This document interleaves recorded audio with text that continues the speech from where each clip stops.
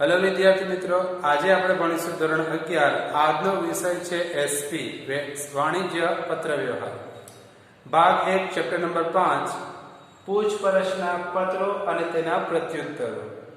આજે આપણે જોઈશું કે પૂછપરછના પત્રો લખવા માટે કઈ વસ્તુ ધ્યાનમાં લેવામાં આવે છે। અહીં સવાલ પણ આપણો તે છે કે જ્યારે પણ કોઈ વસ્તુની પૂછપરછ કરવામાં આવે કે વેપારી જ્યારે પણ કોઈ વસ્તુની ખરીદી કરવા માંગતો હોય ત્યારે તે સૌથી પહેલા પૂછપરછ કરતો હોય છે। વસ્તુની કિંમત, વસ્તુનો ભાવ, દરેક વસ્તુની જાણકારી માટે તે પત્ર લખતો હોય છે। તો અહીં પણ સવાલ એ છે કે પૂછપરછના પત્રો લખવા માટે ધ્યાનમાં રાખવા લાયક મુદ્દા જણાવો। તો સૌથી પહેલા આપણે જોઈએ કે જ્યારે પણ વેપારીઓએ પૂછપરછના પત્રો લખવા માટે ધ્યાનમાં જે વસ્તુ રાખવાની હોય છે તે કઈ રીતે રાખવાની હોય છે તેના વિશે આપણે જોઈશું। એટલે કે કહેવાનો મતલબ એ થયો કે જ્યારે પણ વેપારી પોતાની જરૂરિયાતની વસ્તુ મંગાવવા માંગતો હોય ત્યારે તે મોટા વેપારીને કઈ વસ્તુની જાણ કરે છે તેના વિશે આપણે જોઈશું। अब हम देखेंगे कि पूछपरछ छानबीन, एक दूसरे से जानकारी हासिल करनी है। जानकारी हासिल करने के लिए हम खत लिखेंगे बड़े व्यापारी को। तो बड़े व्यापारी को जब खत लिखा जाता है तो किस तरीके से हम उससे सवालात करेंगे उसके बारे में हम देखेंगे। तो હવે પૂછપરછના પત્રની શરૂઆતમાં વેપારીએ પોતાની વ્યાપારી પેઢીનો પરિચય ટૂંકમાં આપવો જોઈએ। એટલે કે અહીં જ્યારે પણ તમે કોઈ પણ વેપારી પાસે કોઈ પણ વસ્તુની જાણકારી મેળવવા માંગો છો તો પોતાનો પરિચય નાનો હોવો જોઈએ, કારણ કે તેની પાસે આપણે ડિટેલ માંગીએ છીએ એટલે આપણા પરિચયની વધારે પડતી કોઈ મહત્વ રહેતું નથી। यानी इससे ऐसा कहा गया कि जब भी हम किसी चीज की जानकारी हासिल करना चाहते हैं तो हमें अपने एड्रेस को शॉर्ट में यानी कि कम शॉर्ट के अंदर बता देना है, टूक में ही लिखना है, ज्यादा लंबा नहीं लिखना है। ત્યાર પછી પત્રમાં પૂછપરછ કરવાના ઉદ્દેશની સ્પષ્ટતા કરવી જોઈએ। એટલે કે જ્યારે પણ પત્રની અંદર આપણે જે વસ્તુની માંગ આપણી હોય કે જે વસ્તુ આપણે માંગતા હોઈએ કે જે વસ્તુ આપણે ઈચ્છે છીએ તે જ વસ્તુની આપણે પૂછપરછ કરવાની છે। यानी कि इसके अंदर बताया गया है कि जब भी हम खत लिखेंगे तो हमें छानबीन जांच उसी की करनी है जिसके बारे में हम जो चीज हम लेना चाहते हैं उसी की हम વેપારી કે સાથ में बात का खुलासा करेंगे। ત્યાર પછી પત્રનું અનુસંધાન ટૂંકમાં દર્શાવવું જોઈએ। એટલે કે અનુસંધાન એટલે કે વિગતવાર જે પણ ચર્ચા આપણી હોય છે તે વસ્તુને પણ આપણે એવી રીતે બતાવવી જોઈએ કે વેપારી તેને સરળતાથી અને સહેલાઈથી સમજી શકે। यानी कहने का मतलब ये हुआ कि जब हम किसी चीज की जानकारी लेना चाहते हैं तो इस तरीके से लिखे ताकि व्यापारी को समझने में आसानी हो। ત્યાર પછી જો માલસામાન મંગાવવાનો હોય તો તેનું વિગતવાર અને સ્પષ્ટ વર્ણન કરવું જોઈએ।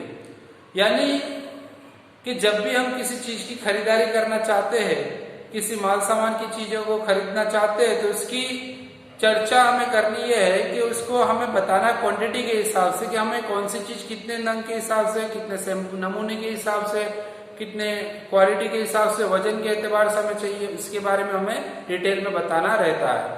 એટલે કે જ્યારે પણ આપણે કોઈ વસ્તુની ખરીદી કરવા માંગતા હોઈએ છીએ ત્યારે વિગતવાર તે વસ્તુ આપણે બતાવવાની છે। જે તે આપણે જ્યારે પત્ર તેના પીડીએફ ની અંદર હું ફોટા મોકલીશ તેની અંદર એ વસ્તુ આપણને વિગતવાર બતાવી છે। ત્યાર પછી પત્રમાં ભાવપત્રક, સૂચિપત્રક, ભાવતાલ, અન્ય શરતો દર્શાવતું પત્રક મેળવવા માંગે તે અનુસંધાનમાં સામાન અને પ્રત્યક્ષ નિદર્શન માટેની વિનંતી કરવી જોઈએ। એટલે કે જ્યારે પણ આપણે કોઈ પણ વસ્તુ ખરીદવા માંગતા હોય તો સૌથી પહેલા તેનો ભાવ શું છે તેનો પત્રક આપણે તૈયાર કરવાનો, તે પત્રકની માંગ કરવી। સૂચિ પત્રક એટલે કે વિગતવાર પત્રક હશે। ભાવતાલ શું છે, કયા રાજ્યની અંદર, કયા ગામની અંદર, શહેરની અંદર શું ભાવ છે તે વસ્તુની અને કઈ કઈ શરતો લાગુ પડશે તે વસ્તુને આપણે પત્રક મેળવવા માટે વિનંતી કરવી જોઈએ। यानी कि जब भी हम व्यापारी के पास कोई चीज खरीदना चाहते हैं तो सबसे पहले उसके पास से हम भाव कीमत जाने, उसका एक पत्रक तैयार होगा, वो मांगे हम। उसी के साथ साथ में भावताल कराने के लिए उसका एक पत्रक मांगे और कौन सी शर्तें उसके साथ में लगी हुई है वो चीज भी हम उससे मांगे ताकि इसकी विनंती हमें करनी ताकि हमें उससे जानकारी हासिल हो सके। उसके बाद પત્રમાં માલસામાનના ભાવ અંગે તથા અન્ય ખર્ચા અંગે પૂછપરછ કરી લેવી જોઈએ। એટલે કે જ્યારે પણ માલસામાનની ભાવ અંગે કે અન્ય ખર્ચા વિશે તમે પૂછપરછ કરશો તો તમને વસ્તુની ખરીદારી કરવામાં સહેલાઈ એટલે કે આસાની निवड़से। यानी इससे कहा गया कि जब भी हम किसी चीज को खरीदना चाहते हैं या उसके खर्चे के बारे में हमें सबसे पहले उसकी जांच पड़ताल कर लेनी चाहिए।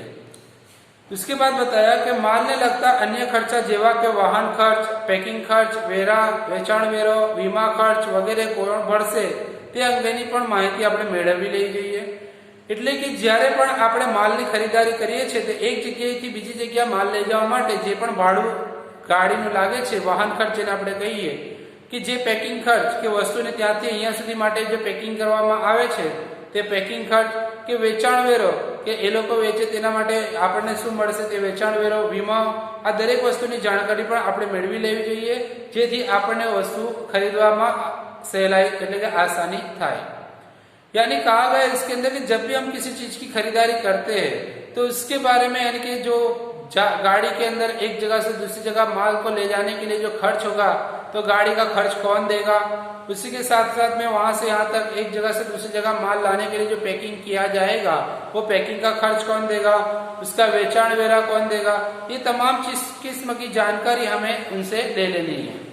उसके बाद न्यूनतम भाव અને મહત્તમ વળતર મેળવવાના હેતુથી ઓર્ડરના અપેક્ષિત જથ્થા અંગે પણ જાણકારી મેળવી લેવી જોઈએ। એટલે કે જ્યારે ન્યૂનતમ ભાવ, ન્યૂનતમ એટલે કે મધ્ય કિંમત કે આપણને પણ પોસાય અને ભાવમાં આપણને પણ તે ભાવ અને સામેવાળાને પણ તે ભાવ બંનેને નક્કી થાય એવો ભાવ રાખવો જોઈએ અને તેનો વળતર તેની પર આપણને શું મળશે તેનો ઓર્ડર કેવી રીતે આપવો તેની જાણકારી આપણે મેળવી લેવી જોઈએ। यानी इससे कहा गया है कि जब भी हम न्यूनतम भाव यानी कम से कम भाव और महत्तम वड़तर यानी कि अगर हम जो खरीदारी करेंगे उसके ऊपर हमें वड़तर कितना मिलेगा, मुनाफा कितना मिलेगा, उस चीज के बारे में हमें ऑर्डर किस तरीके से देना चाहिए, उसके जत्थे के मुताबिक हमें उसकी जानकारी हासिल कर लेनी चाहिए। ત્યાર પછી નાણાંની ચૂકવણીની રીતો વિશે પણ પૂછપરછ કરી લેવી જોઈએ। એટલે કે જ્યારે આપણે માલસામાનની ખરીદી કરીએ છીએ ત્યારે પૈસા કઈ રીતે ચૂકવવા તેની જાણકારી મેળવી લેવી જોઈએ। यानी कि जब भी हम कोई चीज की खरीदारी करते हैं तो जिस माल सामान को हमने खरीदा है उसकी कीमत हमें किस तरीके से चुकानी रहेगी उसके बारे में भी हमें जानकारी ले लेनी चाहिए। अपेक्षित समय मर्यादाમાં માલ સામાન મળશે કે કેમ તે અંગે પણ પૂછપરછ કરી લેવી જોઈએ। એટલે કે અપેક્ષિત સમય મર્યાદામાં એટલે કે જ્યારે આપણને જરૂર પડતી હોય તે ટાઈમે આપણને તે વસ્તુ મળી રહેશે અને કેટલા જથ્થામાં મળશે તેની પણ આપણે પૂછપરછ કરી લેવી જોઈએ। यानी इससे कहा गया कि जब भी हमें उस चीज की जरूरत पड़ेगी तो कितने वक्त के अंदर और कितने क्वांटिटी के मुताबिक वो चीज हमें मिल सकती है कि नहीं इसकी भी जानकारी हमें ले लेनी चाहिए। आखिर में जब अपेक्षित मर्यादा यानी कि माल सामान मिलेगा तो उसकी जानकारी हमने ले ली, लेकिन जब आखिर के अंदर વેચાણકર્તા के ऊपर विश्वास होना भी जरूरी है। એટલે કે પત્રના અંત ભાગમાં વેચાણકર્તાને વિશ્વાસ આપો કે તેમના ભાવતાલ અને વેપારી શરતો અનુકૂળ હશે અને ભવિષ્યમાં મોટા ઓર્ડરની ખાતરી આપી ઝડપથી પ્રત્યુત્તર પાઠવવા વિનંતી કરવા જોઈએ। या એટલે કે આપણે જ્યારે પણ કોઈ વસ્તુની માલ સામાનની ખરીદી કરીએ છીએ ત્યારે તેને ભાવતાલ અને વેપારી શરતો આપણે બતાવીએ તો એ ગ્રાહક એટલે કે એ વેપારી આપણી પાસે મોટા ઓર્ડરની આપણે આશા રાખવી જોઈએ કે મોટા જથ્થાની અંદર આપણી પાસે માલની ખરીદારી કરશે તેની અપેક્ષા રાખી એવી આપણે એની પુષ્ટિ કરવી પડે છે કે જે રીતે આપણે કહીએ કે આ વસ્તુની આપણે જ્યારે કંપનીની અંદરથી વસ્તુની ડિટેલ માંગીએ છીએ કે કોઈ પણ ભાવપત્રક માંગીએ છીએ ત્યારે તે વસ્તુના ઓર્ડર પ્રમાણે આપણે એમને અપેક્ષા આપવાની છે કે અમે ભવિષ્યની અંદર મોટા ઓર્ડરની પણ માંગ કરીશું। यानी इस तरीके से ज्यादा माल खरीदारी करने का, ऑर्डर देने का इसके जानकारी हमें उसे दे देनी चाहिए ताकि वो हमें हर किस्म की जानकारी दे सके। ત્યાર પછી આપણી પાસે બીજો સવાલ છે પૂછપરછના પત્રમાં પૂછપરછનો ઉદ્દેશ કયો હોવો જોઈએ। यानी पूछताछ के बारे में हमें कौन सा उद्देश्य ध्यान में रखना चाहिए तो सबसे पहले माल सामान खरीदने का हेतु होना चाहिए। એટલે કે જરૂરિયાત મુજબનો માલ સામાન ખરીદવાનો હેતુ, જરૂરિયાતના મુજબની સેવા મેળવવાનો હેતુ, માલ સામાનના ભાવ ખર્ચા શરતોને માહિતી મેળવવાનો હેતુ, ચૂકવણીની વિવિધ રીતો જાણવાનો હેતુ, માલ સામાન મળશે કે કેમ તેની જાણકારી મેળવવાનો હેતુ, જરૂરિયાત મુજબના પેકિંગમાં માલ સામાન મળશે કે કેમ તેની જાળવણી મેળવવાનો હેતુ અને વાહન વ્યવહાર, પેકિંગ ખર્ચ કે વીમા ખર્ચની ચૂકવણી જાણકારી મેળવવાનો હેતુ। જે રીતે આપણે ઉપરની વસ્તુની અંદર ભણ્યા તે પ્રમાણે આની અંદર પણ તે દરેક વસ્તુ આવી જાય છે। यानी कि कहने का मतलब ये हुआ कि जिस तरीके से माल सामान के बारे में, वो सेवा के बारे में, भाव के बारे में, खर्च के बारे में और अलग अलग शर्तों के बारे में, माल को एक जगह से दूसरी जगह के बारे में ले जाने का खर्च, जैसे कि गाड़ी का खर्च है, बीमा खर्च है, ये पैकिंग खर्च है, ये तमाम चीजों की जानकारी के लिए और साथ साथ में पैकिंग को कौन से सैंपल के अंदर, कितने ग्राम के अंदर, कितने किलो के अंदर पैकिंग होगा, उसके बारे में हमें उद्देश्य देना है, उसके बारे में उसका हेतु हमें जरूरी बनता है। तो इस तरीके से हम पूछपरछ के पत्र के जरिए से बड़े व्यापारियों के साथ में अपना सीधा संबंध बना सकते हैं।